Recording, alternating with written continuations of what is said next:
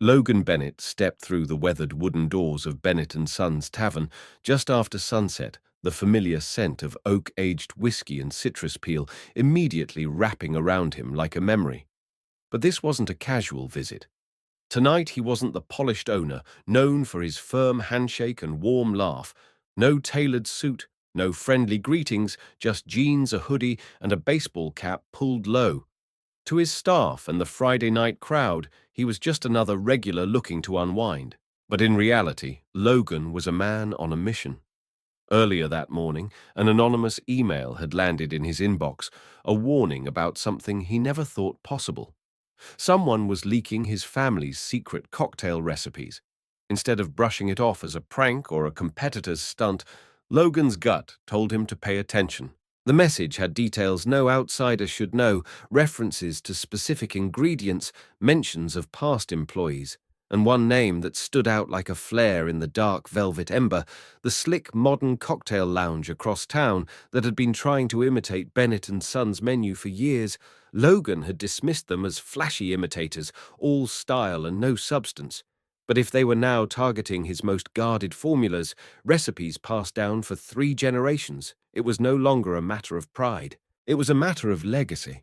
He quietly slid onto the last stool at the far end of the mahogany bar, where the lighting was soft and shadows played along the copper piping. From this vantage point, he could see nearly everything.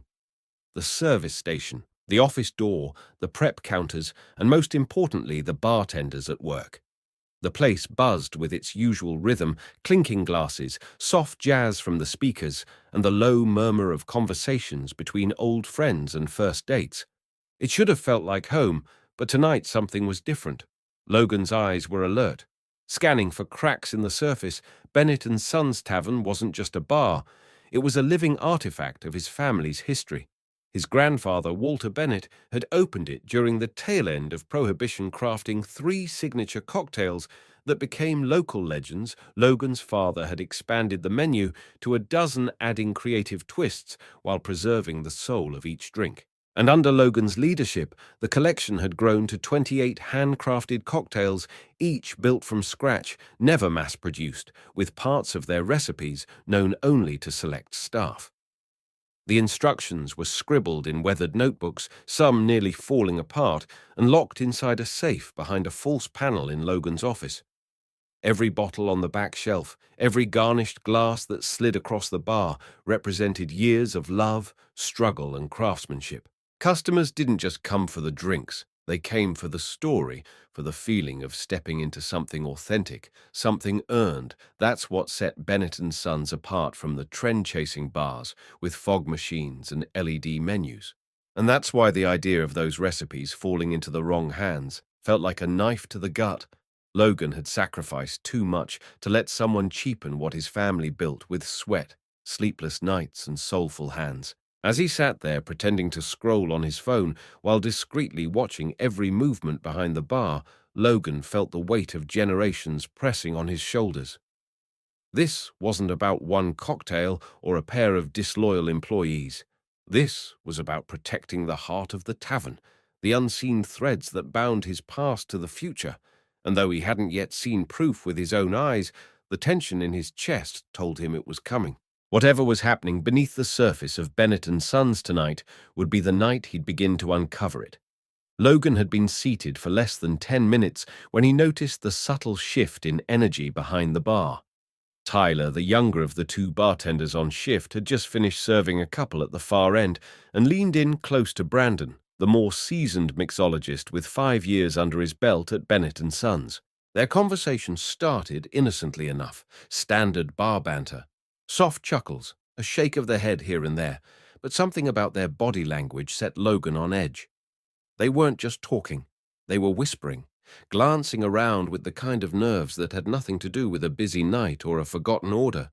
He instinctively lowered his head, pretending to scroll through a playlist on his phone while focusing intently on every word that drifted his way. $5,000, just for the base recipe. Tyler said, his voice barely audible over the soft clink of ice and jazz guitar. Brandon's eyes flicked toward the hallway that led to the office before responding. We'd be idiots not to take it. Velvet Ember's been trying to recreate that drink for years. This is our chance. Logan's pulse quickened. Velvet Ember. There it was again, the name that had haunted his inbox and recent dreams. He listened as Brandon leaned in closer. As long as we don't give them everything at once, we're fine. A few ingredients here, a step or two there. Logan's so busy playing CEO, he won't notice a damn thing. A dull ringing filled Logan's ears. His hands tightened around the sweating glass of soda water in front of him. He hadn't ordered anything stronger, not tonight. Not when he needed every one of his senses sharp. The drink they were discussing wasn't just any cocktail, it was Crimson. Whisper, his grandmother's creation. A drink as bold as it was subtle, layered with herbal complexity and a hint of citrus smoke that lingered on the tongue. It had saved the bar during the recession of 1979, drawing curious patrons from across the state. Its exact formula was a family heirloom. Only 3 people besides Logan knew even part of it, and now 2 of those 3 were plotting to sell it. What stung even more than their words was their demeanor. Casual, even cheerful. Tyler swirled a Manhattan with a grin on his face, cracking a joke about how easy it would be to leak the rest once Velvet Ember made their next payment. Brandon laughed, tossing in a garnish like he was proud of the betrayal. The old man still thinks we're all one big family, he scoffed. He's too sentimental to see what's happening right in front of him. Logan sat motionless. That phrase, one big family, was something he had said more times than he could count in staff meetings, at company parties, even in toasts at Tyler's own wedding, which Logan had attended just 6 months earlier. The laughter from behind the bar didn't just echo, it pierced. For the next half hour, Logan watched them like a hawk, every movement layered with new meaning. Their smiles now looked like masks. Every pore, every laugh, every casual exchange with a customer felt tainted with the knowledge that they were actively dismantling what his family had spent generations building. But Logan didn't move. He didn't speak. His instincts screamed at him to confront them right there, to slam his hand on the bar and demand answers. But something deeper held him back. This wasn't just about catching them in the act. This was about understanding how far the rot had spread and whether they were acting alone. He took a slow breath, willing his expression to remain unreadable. The betrayal had begun, and it was more personal than he'd feared.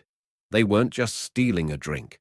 They were stealing history, legacy, and trust. They thought he was too distracted, too distant to notice, but Logan Bennett had just become very, very alert. He would play the long game. He would watch record and plan. Because when the truth came to light, it wouldn't just be a confrontation, it would be a reckoning. Logan sat at the end of the bar, his knuckles whitening around the edge of the stool as the betrayal simmered just beneath his calm exterior. Every fiber of his being begged him to stand up storm behind the counter and confront Tyler and Brandon with the truth he now carried. The idea of dragging them into the office and demanding an explanation surged like electricity through his chest. But he knew better. One wrong move, one emotional outburst could send them into panic, causing them to erase evidence, tip off their contact at Velvet Ember, or even abandon the plan entirely. No, this couldn't be handled with anger. It had to be handled with precision, with strategy, and most importantly, with restraint. That didn't make it hurt any less. As Logan quietly observed them carrying on like nothing had happened, he thought back to the years he had spent helping both men grow, not just as employees, but as people. He remembered the first time Brandon had walked into Bennett Sons, a scruffy 24-year-old with nothing but a resume stained by bar closures and bad luck. Logan had taken a chance on him, trained him personally, and even loaned him money once to cover rent when tips were low. And Tyler, he was practically family. Logan had attended his wedding, sent flowers to the hospital when his wife gave birth to their daughter, and helped restructure the schedule so he could be home for her first birthday. These weren't just employees. These were men he had mentored, believed in, invested in. And now they were selling the soul of the bar to the highest bidder. He felt the betrayal not just as a business owner, but as a human being, the kind who had always prided himself on doing things the right way even when it was hard. Competitive salaries, flexible schedules, full benefits, a no-tolerance policy for toxicity which had cost him more than one smooth-talking manager. He had built Bennett and Sons to be different in an industry known for burnout and exploitation, and for years it had worked. The staff stayed. The culture flourished. Customers returned, drawn not just by the drinks, but by the atmosphere. Warm, real-rooted in something deeper than marketing gimmicks. But now Logan wondered, had he become too trusting, too soft? Had he blinded himself to warning signs in the name of loyalty? He pushed those thoughts aside as he reached into his coat pocket and pulled out a slim leather notebook, the one he used not for recipes but for field notes, observations, and planning. It was time to approach this the way his grandfather would have, with patience, grit, and cunning. If Tyler and Brandon were leaking parts of the Crimson Whisper recipe, how much had already been taken, and how were they doing it? Were they copying pages, taking photos, stealing ingredients in small amounts under the radar? He needed answers, quietly, efficiently, without alerting the enemy that he was onto them. He scribbled a quick list of actions: check, camera, placement, audit, inventory, logs, review, access to recipe files, and recheck staff shift overlaps. The investigation had begun. Logan also knew he couldn't do this alone. He would need allies, but only the most trusted ones. People with no connection to the theft, no divided loyalties. His mind went first to Megan, the head waitress who had been with the bar longer than either of the two bartenders. She had a sharp eye and a sharper sense of judgment. Then Eric the bouncer, who always knew more about what went on behind the scenes than he let on. And maybe even Jasmine, the quiet dishwasher who was invisible to most staff, but often overheard everything. The key was subtlety. He would ask questions without asking, plant seeds without revealing the garden, and slowly, piece by piece, he would reconstruct the path of betrayal. As the night wore on, Logan didn't drink, didn't move, didn't speak. Unless a server asked if he needed anything, he simply watched, and beneath that stillness, his mind raced like a machine, calculating, recording, organizing. The weight of betrayal wasn't just about what had already been lost, it was about what might still be taken if he didn't act. And so he sat silently grieving for the trust that had been broken while preparing to take back what was his. Tyler and Brandon thought he wasn't paying attention. But they were about to find out just how much Logan Bennett had learned from watching in the dark. By the time Logan returned home that night, the bar's usual comfort had soured in his mind.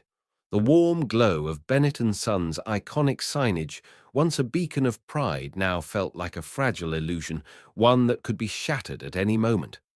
He didn't bother taking off his coat as he dropped onto the couch, pulled out his phone, and began combing through every digital thread he could find. If Tyler and Brandon were working with Velvet Ember, there had to be signs, some trace that a new cocktail was about to make its debut. He scrolled past flashy influencer posts and hollow cocktail selfies until a short video caught his eye. Velvet Ember's Instagram story. It was a slow-motion pour of an amber drink over a sculpted ice cube, garnished with a familiar twist of orange peel and a caption that made his stomach turn, "Coming soon."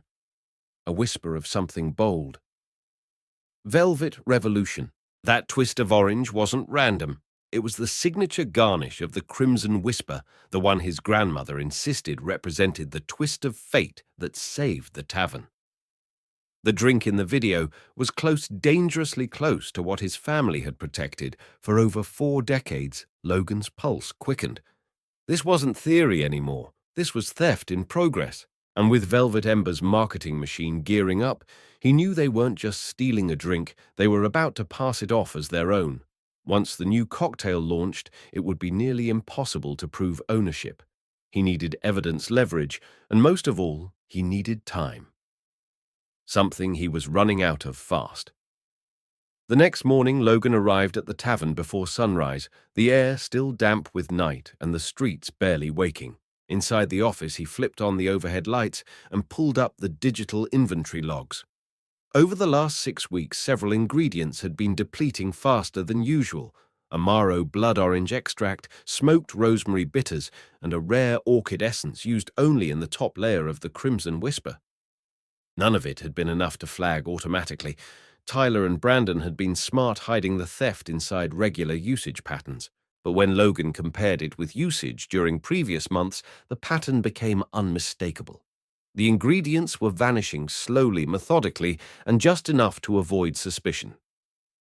A knock at the door broke his focus. Megan, his longtime head waitress, stepped in, holding a to-go coffee in one hand and her phone in the other. "You're going to want to see this," she said without her usual morning cheer. She handed him her phone screen already open to a trending local food blog. The headline punched him in the gut. Velvet Ember secures $2 million investment ahead of revolutionary cocktail menu launch. The article was full of fluff buzzwords like culinary disruption and artisan mixology, but the timing was too perfect to ignore. According to the piece, Velvet Ember was set to unveil a new series of modern classics at a private event the following week. Logan didn't need to read between the lines. He knew what their star attraction would be. "Think it's them?" Megan asked softly, her eyes searching his. Logan didn't answer immediately. He simply nodded, handing her back the phone with a slow exhale. "Yeah, it's them. And they're not just stealing a recipe. They're stealing a legacy." He sat back in his chair, eyes fixed on the inventory screen as his mind sprinted ahead. A public launch meant limited time to act. If Velvet Ember unveiled a drink that mimicked the Crimson Whisper too closely, the story would spread fast and public opinion would lean in their favor. It wouldn't matter that Bennett and Sons had made the drink for 40 years. In the digital age, history was whatever got the most likes, and Velvet Ember had the marketing muscle to rewrite it overnight. He closed the laptop and stood his resolve hardening. He couldn't let this happen. But to stop it, he would need more than just suspicions and spreadsheets. He'd need surveillance access, records, testimonies, and above all, a plan clever enough to beat them at their own game. The kind of plan his grandmother would be proud of. One that didn't just stop the thieves, but exposed them. Velvet Ember had the spotlight now, but they were about to find out what happened when you tried to steal from a family that had built their legacy, drink by drink, not by viral trends. As Logan walked out of the office, the first customers of the day were just stepping into the tavern. They smiled, oblivious to the storm brewing beneath the surface, but Logan wasn't smiling.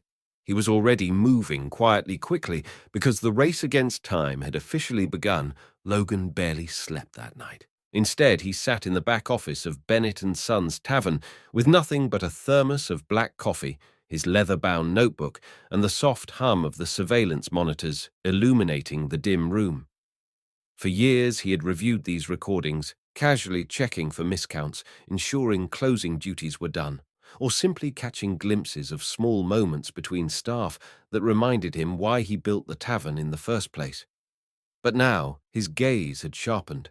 He wasn't watching employees anymore, he was watching suspects. It didn't take long before something jumped out.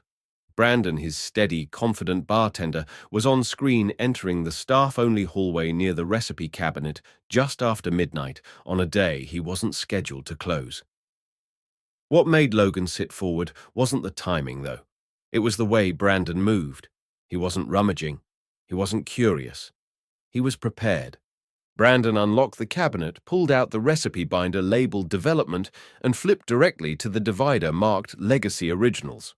Logan could see the glint of a phone in his hand as he began snapping photos. Not with the phone he used on shift, but a smaller dark-colored one, a burner.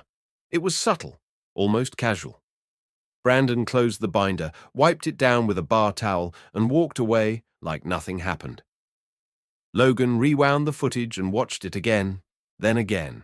There was no hesitation in his movements, no fear he had done this before. That realization chilled Logan to his core. The theft wasn't just beginning, it was already in motion. By dawn, Logan had catalogued 3 separate incidents over 2 weeks where Brandon used the second phone to photograph pages from the recipe archive. But that wasn't the only lead. Megan had quietly followed up on another hunch after noticing Tyler taking long breaks during his off days, often dressed too formally for casual errands. She sent Logan a photo she snapped discreetly from her car the day before. Tyler seated at an outdoor cafe sipping an espresso across from a man in a tailored blazer. The man was Grant Harrow, Velvet Ember's beverage director, someone Logan knew by face, if not personally. They sat close heads, tilted inward in conversation, papers folded between them like a transaction waiting to happen. The betrayal, as it turned out, wasn't one coordinated act. It was two independent channels of deceit converging toward the same destination. Brandon and Tyler weren't working together. They were both feeding Velvet Ember, unaware of the other's involvement that more than anything disturbed Logan most. Someone was managing them carefully, keeping their operations separate to minimize risk, like a puppeteer pulling strings behind the curtain. Velvet Ember wasn't just collecting bits of the Crimson Whisper, they were engineering a complete heist piece by piece from two different sources. Logan jotted the words in bold letters across a blank page. 2 rats, 1 trap setter. That's when the theory began to crystallize. The inconsistencies Logan had noticed, the oddly perfect timing of certain inventory drops, the synchronized changes in ingredient orders, the overlaps in shifts that didn't make sense, all pointed to a deeper layer of manipulation. Brandon and Tyler were leaking secrets. Yes, but the precision of the operation required someone else with more access, more control, someone who knew the systems, who could orchestrate timing, who knew which layers of the recipe mattered most and how to spread the theft without detection. And that person, Logan now suspected, wasn't working at Velvet Ember. That person was likely still within Bennett and Sons. He stood slowly stretching his stiff legs as the monitor showed the sun beginning to rise over the alley behind the tavern. This revelation was heavier than anything he'd expected. It wasn't just a matter of catching 2 greedy employees. It was a cancer in the walls, quiet, strategic patient. But now that he saw the full shape of it, Logan felt a strange calm settle over him. This wasn't just a betrayal anymore. It was a game of chess. And if someone was playing him like a pawn, it was time to flip the board. With a quiet click, he began backing up the security footage to a separate drive. The evidence was mounting. The timeline was tightening, and the next move would be his. Logan knew he couldn't afford another night of passive observation. What he needed now was action, subtle, deliberate, and surgical. The kind of move that would test loyalty without alerting the betrayers. It was time to go on the offensive.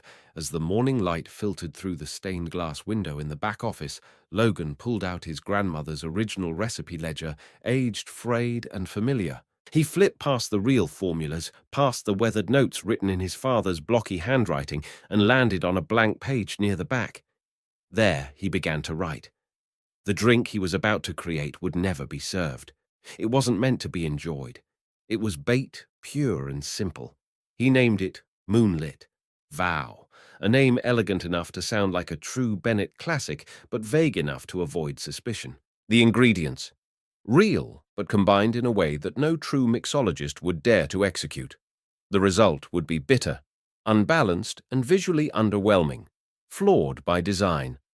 He formatted the recipe exactly as the originals were written. Careful pen strokes, annotated prep steps, a note at the bottom, reading for internal testing only, do not serve without full validation. Then, with practiced care, he slid the page into a clear plastic sleeve and tucked it into the development section of the master binder in the back office. To the untrained eye, it would look like any other prototype drink undergoing internal review. But for someone desperate to snatch up the next piece of what they thought was the Crimson Whisper, it would be irresistible. And Logan knew after reviewing the surveillance footage and mapping their patterns that both Brandon and Tyler would likely pass through that office within the next 48 hours. His only task now was to catch them in the act. Logan retrieved a small pinhole camera he had purchased years ago for added security near the register. Never installed, never used. He wired it discreetly into the underside of the shelving unit, directly across from the binder, its lens aimed precisely at the recipe book's resting place. The feed would stream directly to his private laptop in real time, bypassing the tavern's main surveillance network. This couldn't be traced, not yet. Once the setup was complete, he shut off the office lights and left everything exactly as it had been. Nothing to suggest anything was amiss. No new policies, no closed-door meetings. In fact, Logan made it a point to behave even more casually than usual over the next 2 days, smiling a bit wider, laughing a little louder, and playing the part of the clueless owner everyone assumed he was. The trap was set, and it didn't take long to work. Late that Thursday night, just after 11:30 p.m., Logan watched from home as Brandon entered the office, glancing over his shoulder before approaching the recipe binder. The live feed showed him flipping straight to the development section, his eyes widening slightly at the sight of Moonlit Vow. Logan didn't even need to zoom in. He could tell from Brandon's posture that he thought he'd struck gold. Brandon reached into his pocket, pulled out the burner phone, and began snapping photos page by page, angle by angle. He returned the recipe carefully, almost reverently, and left the office with the same calm air he had entered. Logan didn't move. He just sat there watching the clock. The next day, Logan received word from Megan that Tyler had asked to pick up an extra shift, an odd move considering his usual reluctance to work Fridays. Logan played along, assigning him a prep window in the early afternoon. Sure enough, at 1:07 p.m., Tyler entered the office under the guise of checking stock levels. The feed showed him hesitating at the binder, then slowly flipping it open, landing on Moonlit Vow with a look that was unmistakable curiosity laced with greed. Unlike Brandon, Tyler didn't have a burner phone. He used his main device, likely assuming no one was watching. He photographed the recipe quickly and left the office without taking anything else. 2 different approaches, one common outcome. They had both taken the bait. Logan leaned back in his chair that evening, watching the playback of both thefts with a bitter sense of satisfaction. He had them caught red-handed, duplicating what they thought was another key to the Crimson Whisper. But what they didn't know was that Moonlit Vow was a lie, a professional illusion dressed in the language of legacy. It mimicked the structure of the original recipes, but intentionally failed at its core. No amount of ingredient precision or mixing technique could make it palatable. In the hands of Velvet Ember, it would fall apart publicly, spectacularly. That was the point. The trap had been sprung. The countdown to their embarrassment had begun, and Logan, for the first time in weeks, felt one step ahead. Logan knew that catching Brandon and Tyler red-handed was only the beginning. Evidence was powerful, but the real damage Velvet Ember could inflict wouldn't come from 2 misguided bartenders alone. It came from coordination, orchestration, timing. Someone behind the scenes was managing this theft like a chess match. And if Logan wanted to reveal the full game board, he needed to turn the pieces against each other. So he made his next move, not with confrontation, but with whispers, carefully placed, plausibly deniable, and designed to do what rumors always do: best unravel trust. It started with a casual conversation in the break room between Megan and another staff member, just loud enough for Tyler to overhear. "Did you hear Brandon's been staying late with access to the recipe binder? I thought Logan only allowed management to handle that." The bait worked perfectly. Tyler, who had always seen Brandon as a friendly rival, now viewed him with guarded suspicion. The next day, Logan arranged for Megan to tell Brandon again, casually and in passing, that she had seen Tyler meeting someone outside the Velvet Ember patio during lunch breaks. Brandon froze.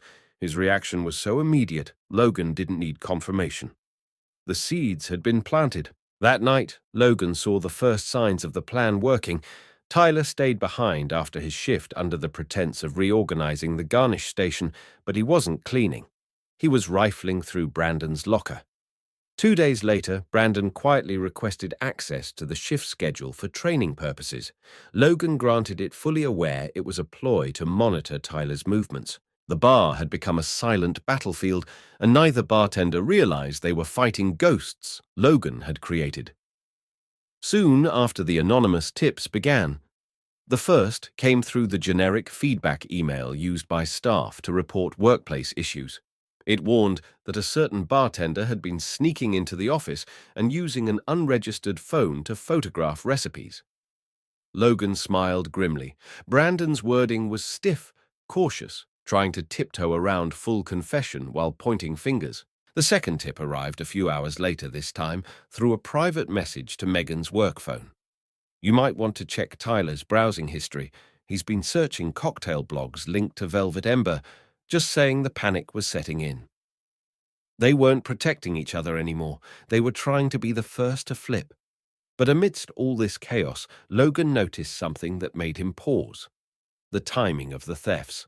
The manner in which Brandon and Tyler were being kept apart, never crossing paths during their illicit actions. It wasn't luck. It wasn't coincidence. It was choreography. Someone had to be engineering their shifts, their opportunities, even their blind spots. Someone who had the authority to schedule both without raising suspicion.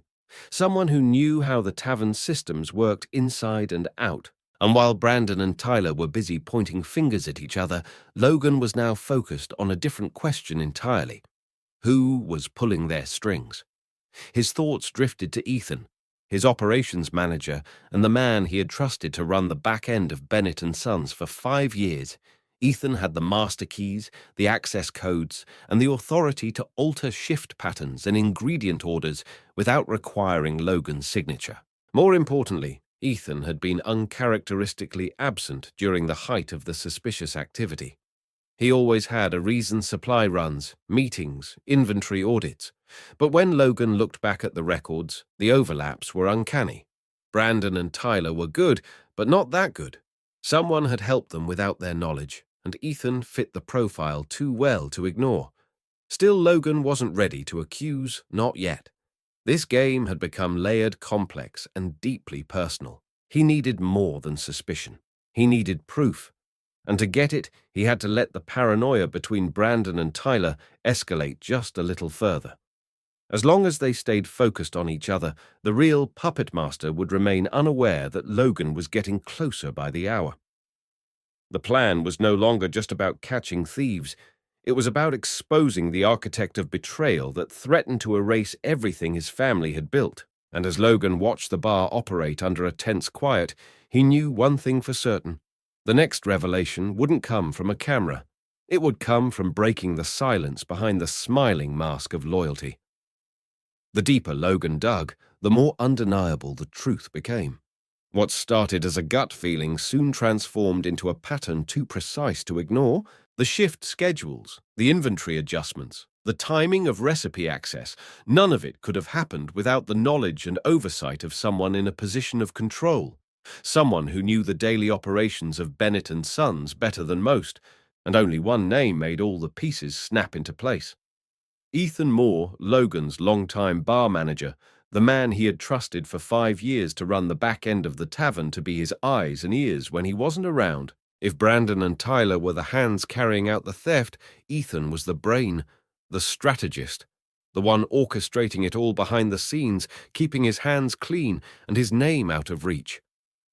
Logan's heart sank with the realization Ethan had been there from the beginning, helping modernize the tavern's systems, optimizing its inventory flow, and managing staff rotations with near-surgical precision.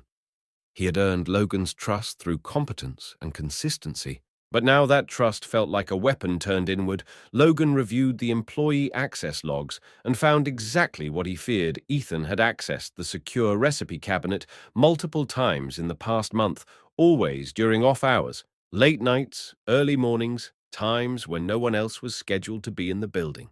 The logs alone weren't enough, but when paired with the timing of Brandon and Tyler's thefts, the connections were too clean, too orchestrated.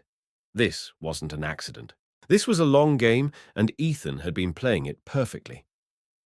The breakthrough came in the form of a financial audit Logan initiated under the radar.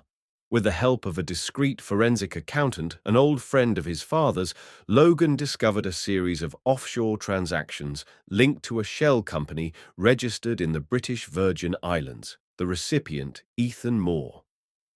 The deposits had started 3 months ago, shortly before the Crimson Whispers ingredients began to disappear. Each payment was consistent, spaced 2 weeks apart, and coincided with moments when Velvet Ember's marketing buzz conveniently increased. There was no mistaking it. Now, Ethan wasn't just facilitating the theft he had proposed it, and Velvet Ember had accepted. But Logan wasn't done. He needed undeniable proof, something airtight, something that couldn't be waved away with excuses. That's when he found the email chain. Buried deep in Ethan's archived staff communications was a trail of correspondences with a generic address labeled Bev Mgumt Consult Pay Mail. Logan cross-referenced the metadata through his IT contractor, and the origin traced back to a VPN routing through Velvet Ember's corporate offices. The emails weren't vague. They were detailed, tactical. Ethan outlined a phased approach to gathering recipes, leveraging staff loyalty and limiting exposure. He had even pitched a fake promotion system to keep Brandon and Tyler compliant. In exchange, Velvet Ember promised him a six-figure salary and a seat on their beverage board. Once the transition was complete, Logan printed everything: access logs, offshore payment records, time-stamped surveillance footage, and the full email thread. He laid the papers out across his desk like a crime scene investigator, mapping the final moment before the shot was fired. There was no more room for doubt. Ethan Moore, the man who had once given a speech at Logan's anniversary celebration, had been systematically dismantling the very place he helped build. And while the emotional weight of that betrayal nearly buckled Logan's resolve, he knew what had to come next. This wasn't just about saving a bar anymore. It was about reclaiming the soul of a legacy that spanned 3 generations. That night, Logan didn't sleep. He rehearsed what he would say, how he would say it. When to time the reveal, how to ensure the staff understood the depth of the deception. He knew that Ethan wouldn't go down without a fight, that he might spin lies, deflect blame, even try to turn others against him. But Logan had something Ethan didn't. He had the truth and a mountain of proof to back it up. The next morning, he drafted a message to the entire staff inviting them to a mandatory meeting before opening hours the following day. The subject line read simply, "Legacy Loyalty and What Comes Next." As he hit send, Logan looked out the office window toward the heart of his bar, his family's story told through wood glass and handcrafted cocktails. The reckoning was coming, and this time, the architect of betrayal would no longer be hidden in the shadows. The morning of the staff meeting arrived with an eerie stillness, the kind that settles right before a storm breaks. Logan was already at the tavern before sunrise, pacing the office with a folder clutched in one hand and his grandmother's weathered recipe book in the other. Down the hallway he heard the muffled hum of voices as the team began to gather. But Ethan was nowhere to be seen. Not yet Logan had expected this. A man like Ethan wouldn't walk into a trap without trying to cut a backdoor exit. And sure enough, just after 7:10 a.m., Logan caught the soft echo of Ethan's voice behind the closed office door. Curious, he pressed his back to the hallway wall and listened. "You need to pull the launch," Ethan whispered frantically into his phone. "Something's wrong. Logan's been acting off, and that cease and desist letter, they're not bluffing." Then a pause. "What do you mean you're going ahead anyway?" That was Logan's cue. He stepped into the office doorway without a sound, just as Ethan spun around mid-sentence, mid-lie. The phone slipped from Ethan's hand and landed on the desk with a soft clack. His face drained of color as he saw the folder under Logan's arm, the calm fury in his eyes, the silence that was more damning than any outburst. Problems with the launch. "Ethan," Logan asked, voice even low. The tension in the room thickened as Ethan tried to recover, stumbling over an answer that never arrived. I can explain." Logan didn't flinch. He dropped the folder on the desk with a deliberate thud, spreading the contents like a dealer revealing a winning hand. Financial statements shift, schedules, email transcripts, photos of Brandon and Tyler at work with the burner phones, and at the center of it all offshore wire receipts in Ethan's name. Within minutes, the rest of the staff had assembled just outside the office, the hallway crowded with confused faces. Logan raised his voice just enough to carry. "You all deserve to hear the truth. The man who's been managing this tavern for years, who smiled with us, drank with us, celebrated with us, has been selling out our family's legacy to Velvet Ember." Gasps rippled through the room, and all eyes turned to Ethan, who now looked smaller than ever. He wasn't just helping them. He planned it. He pitched the idea, coordinated the theft, used Brandon and Tyler as pawns, and got paid to do it. Ethan opened his mouth, but no words came. Logan cut him off before he could try. Save it. We have your emails, your access logs, your bank records, and your voice just now confirming everything. Logan stepped toward the crowd, holding up the now familiar page. The Moonlit Vow. This drink, he said, his voice now edged with emotion, was never meant to be served. It was never real. It was bait. A decoy recipe created not just to trap thieves, but to honor a promise. He opened the leather-bound recipe book and turned to a folded letter tucked into the back. My grandmother once told me that the real secret behind our cocktails isn't just in the ingredients, it's in the story. In the heart behind every twist of citrus, every note of bitters. She created decoy recipes hidden among the real ones, so if anyone ever tried to steal from us, they'd take the wrong thing. He looked back at Ethan. And you did exactly that. You gave them Moonlit Vow, thinking it was the next Crimson Whisper, but you never had the real formula. You never had the soul. The room fell into stunned silence. Brandon and Tyler, standing near the back, looked like they had seen ghosts. Their expressions, once smug, now sunken, held a mix of shame and realization. They had been used, played like chess pieces by a man they trusted. Ethan tried once more to speak, but this time his voice cracked. They approached me. They threatened to tank the tavern's expansion. I didn't have a choice. Logan's voice hardened. You had every choice, Ethan. You chose betrayal. You chose greed. You used people's loyalty as leverage, and worst of all, you underestimated all of us. He stepped aside, gesturing to the crowd. You didn't just betray me. You betrayed them. Ethan stood frozen for a moment longer, but there was no salvaging what remained of his role at Bennett and Sons. Security, called earlier in the morning, arrived silently at the front door, and Logan nodded once. As they led Ethan out past the team, no one said a word. The betrayal hung in the air like smoke from a burnt cocktail, acrid and unforgettable. Logan turned back to the group, his voice softer now. I won't pretend this didn't hurt. It did. But what matters is how we respond. We caught this in time because we worked together, because we refused to let one person's ambition destroy what 3 generations built. He looked around at the team eyes that had once been filled with confusion, now brimming with resolve. This isn't the end. It's the beginning of something better, and we're going to rebuild it together. The room remained hushed long after Ethan was gone, the silence thick with emotion and the echo of everything that had just unfolded. Logan stood behind the bar, both hands resting flat on the aged mahogany counter, as if grounding himself in the very foundation his family had built. He could feel the weight of every stare, some shocked, some uncertain, some waiting for what would come next. He cleared his throat, looked toward the back where Brandon and Tyler stood side by side, and walked around the bar slowly, purposefully.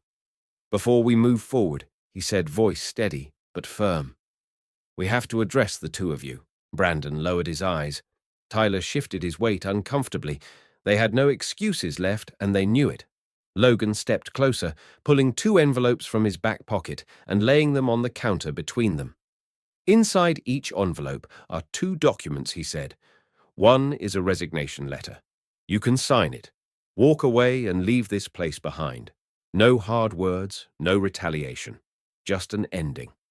He paused, letting the moment settle before continuing. The other is a redemption contract sign, that and you commit to earning back your place here, not through words, but through action.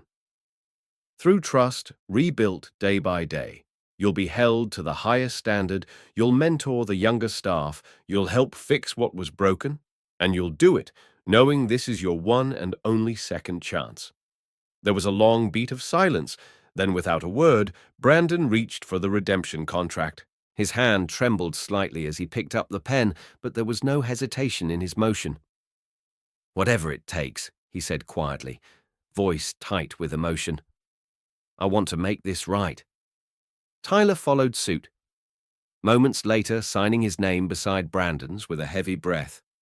We were stupid. We were selfish. But this place, it means something. And we forgot that. We won't forget again. Logan nodded, not with approval. Not yet, but with acknowledgement. The road ahead would be long, but it had begun. Logan turned to address the rest of the staff. We've all been through something heavy, and it's going to take time to rebuild what was broken. But we're not just patching holes, we're laying a stronger foundation. Starting today, Bennett Sons Tavern is entering a new chapter.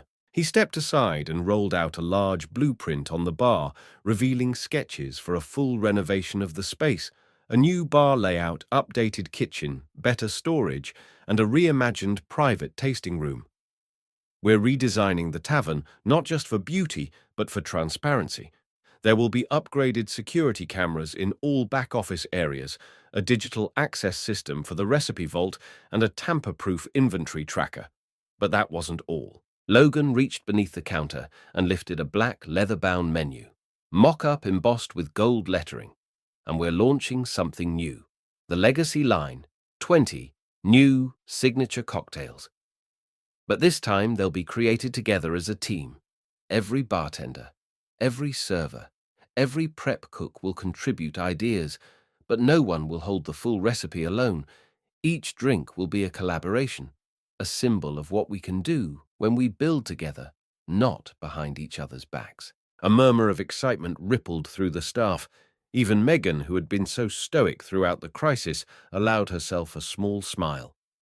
Brandon and Tyler leaned in, already whispering ideas. Logan looked out over his team, the people who had stayed, who had chosen integrity over ambition, who had weathered the storm together. My grandmother used to say that recipes change, but the hands that make them must remain honest. We lost our way for a while, but now we know exactly who we are. He paused, taking in the moment. We are not a bar with secrets, we are a tavern with soul. And as long as we honor that no one, not Velvet Ember, not any rival, not even our own mistakes can take that away from us. The applause that followed wasn't loud. It was grounded, heartfelt, the kind that comes not from celebration, but from shared purpose. And for the first time in weeks, Logan allowed himself to exhale, not in relief, but in renewal. The weeks that followed were some of the busiest and most profound Logan Bennett had ever lived through. With Ethan gone and the trust of his team slowly mending, Logan didn't just focus on physical renovations, he focused on cultural rebirth. The tavern's walls would be repainted. Yes, new furniture would replace worn leather stools, but the more important shift was internal. It began with the introduction of ethics training, not some lifeless HR video, but a series of in-person workshops led by Logan himself. He stood before his team not as a boss, preaching rules, but as a leader, retelling mistakes, his own included, and inviting discussion, forgiveness, and growth. Next came the profit-sharing model. Logan had always believed in fair pay, but now he wanted to go further. Every team member who stayed through the crisis and every new hire who completed the trust-building program would receive quarterly bonuses tied directly to the tavern's growth. It wasn't a bribe, it was a philosophy. If they built something great together, they should benefit together. "This is your bar too," he said, during the first team-wide vote on new policies.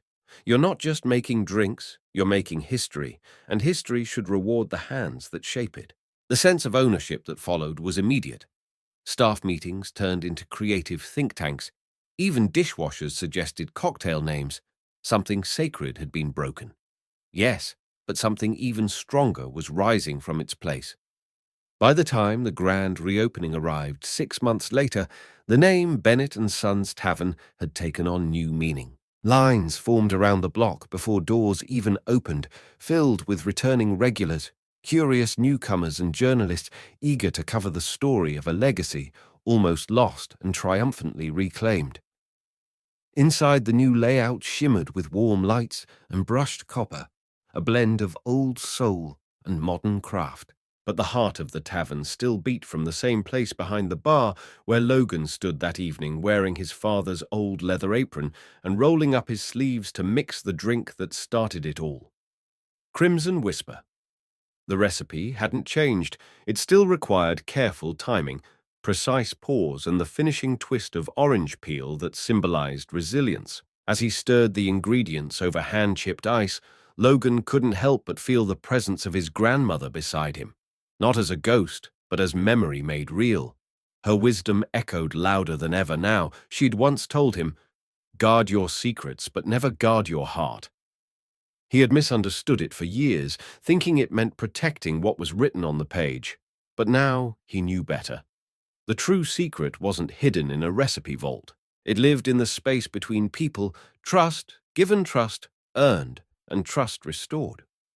As Logan slid the first crimson whisper of the evening across the bar to a customer who had been coming there since the Reagan administration, he smiled not with pride, but with peace. He didn't need to explain what had happened.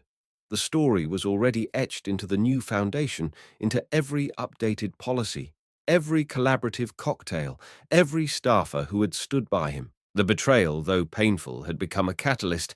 It forced them all to reevaluate what mattered most, not secrecy, not tradition for tradition's sake, but purpose, shared purpose. And from that came something new, a legacy not built on ingredients, but on integrity that night. As the bar came alive with laughter and the soft clink of glasses, Logan took one last look around. Brandon and Tyler were working side by side again, more disciplined, more humble, but also more driven. Megan had been promoted to floor manager, and new hires brought fresh energy into the fold. The back office, once a site of secrecy and betrayal, now had a glass wall, a literal symbol of transparency, and the recipe ledger. It was still there, locked safely in the vault. But for the first time in generations, it wasn't the most valuable thing in the building. Because now Bennett Sons Tavern wasn't just a place where cocktails were crafted. It was a place where trust was rebuilt, where second chances were honored, and where legacy was no longer protected by silence, but amplified by the voices of everyone who helped shape it. If you found this story meaningful, inspiring, or eye-opening, we invite you to become part of the journey by subscribing to Deep Inside HQ. Here we go, beyond surface-level storytelling, to explore the real struggles, decisions, and redemptions that define us as people and professionals. Every story we tell is rooted in truth, emotion, and a desire to spark deeper reflection. So if you believe in the power of second chances, the courage it takes to rebuild, and the importance of integrity in leadership, this is your community. Join us, share your thoughts, and help spread these messages further. Because the world doesn't need more noise, it needs more truth, and that's what we're here to uncover together.